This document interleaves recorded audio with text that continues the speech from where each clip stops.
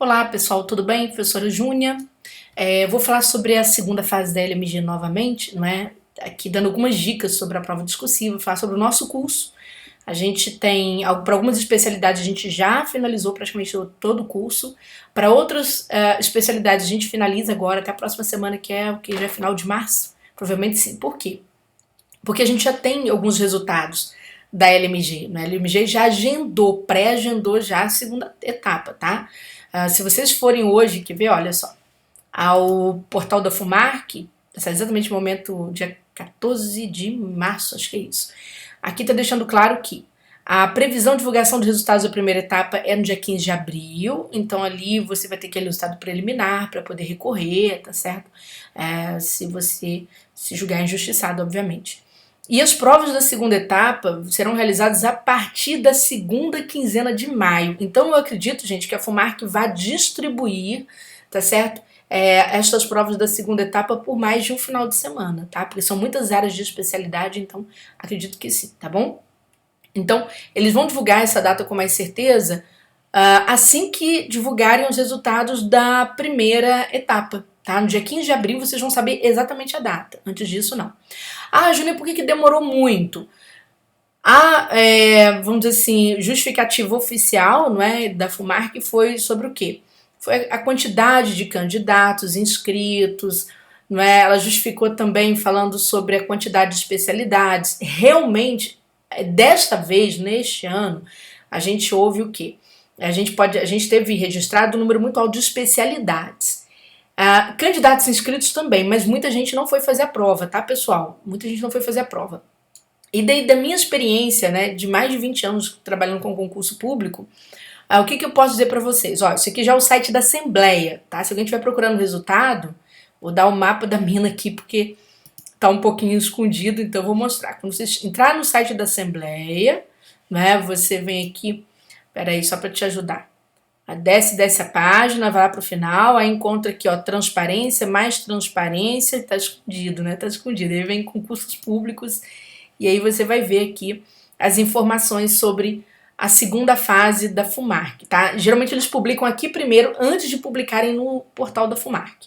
E aí, pessoal, as informações que eles dão, né, em relação a essa demora, se a gente comparar o concurso de 2022, 2023 em relação aos concursos pretéritos da LMG, a justificativa da banca foi número alto de inscritos e também muitas especialidades, né, para que ela pudesse dar conta. Como eu disse para vocês, em relação às especialidades, realmente a banca está sendo certeira. Em relação ao número de inscritos também, mas vamos lembrar que muita gente não foi fazer prova. Tem sido um fenômeno dos últimos 4 anos. Muita gente não tem ido fazer prova. O pessoal está sem dinheiro. Às vezes a pessoa se inscreve num concurso e não consegue viajar. Às vezes se inscreve num concurso e não consegue estudar.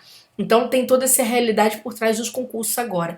Sem contar, nos últimos anos, toda a tensão, né, que foi gerada por doenças, pressões políticas, etc. Então a própria Covid em si deixou as pessoas muito ansiosas.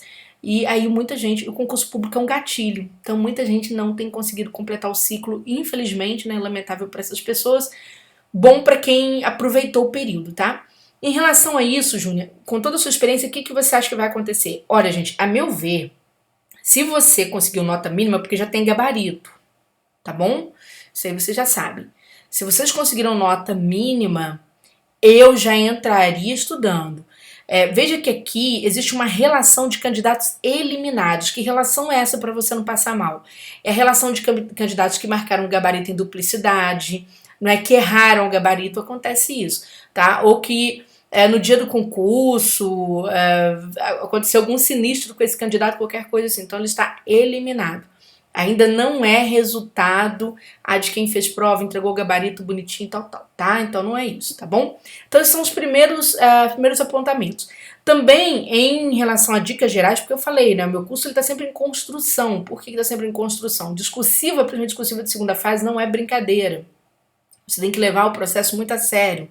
Tem que falar a língua da banca em todos os sentidos. Não é por quê? Porque você tem que reduzir a possibilidade de erro do seu aluno, não é?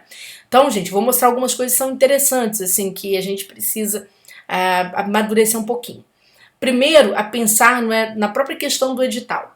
Quando você observa aquela bibliografia enorme, e aí eu vou dar 2 dicas importantíssimas para isso, né, e que naturalmente eu vou amadurecer para cada aluno, cada especialidade que o curso está oferecendo, turma de redação está oferecendo, que é o seguinte: no hall que você tem do conjunto bibliográfico, suas referências, existem ali 2 problemas. Há determinadas áreas, né, determinadas especialidades para as quais você não está encontrando determinada obra. Por quê? Porque essa obra foi publicada lá nos anos 80 e ela não existe mais.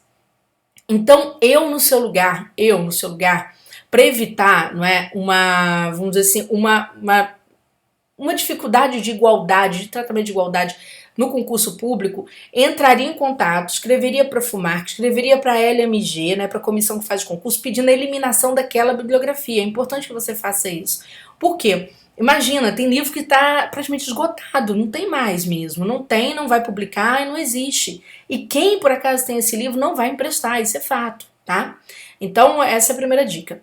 Então, faça então toda uma geral e não fique aí esperando, porque senão, vocês sabem, prova discursiva da ALMG é a bibliografia, não tem jeito, tá? Ela vai na bibliografia, algumas provas são decoreba mesmo, entendeu? Leu, fichou, né? Consegue responder a questão. Não lê os livros, fica um pouco difícil, você vai dar respostas bem gerais, né? Mas depois eu falo sobre isso, no outro momento.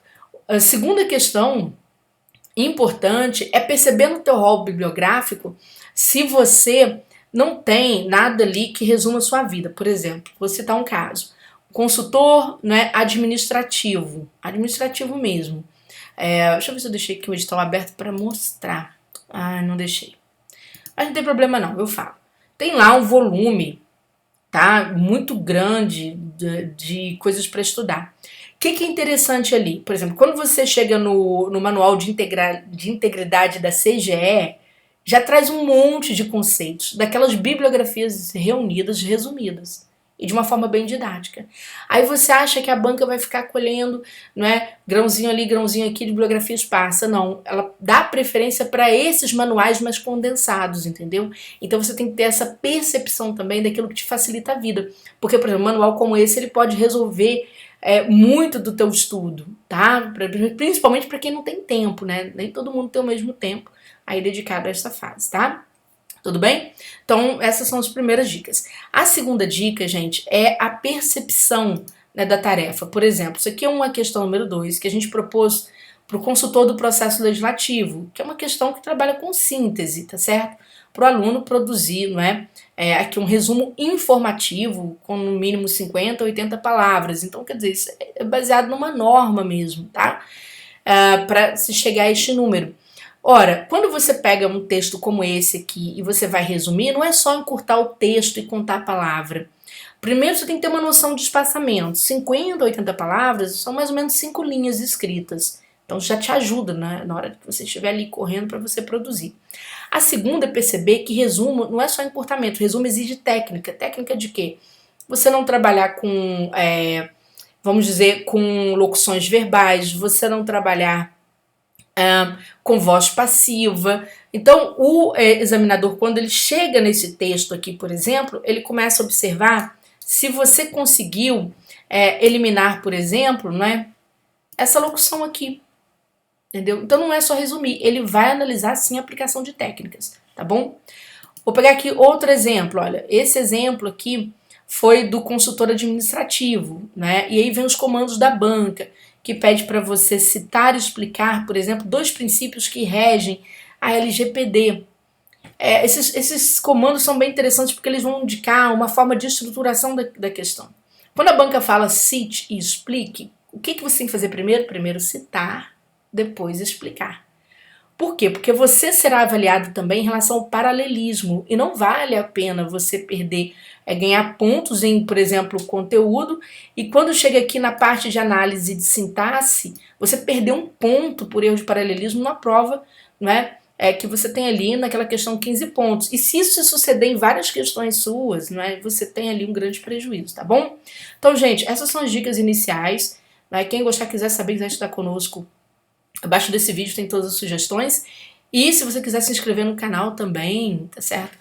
deixar suas perguntas, alguma coisa assim. Sempre que puder, eu venho aqui e resolvo, tá? Beijo grande pra vocês, até a próxima dica.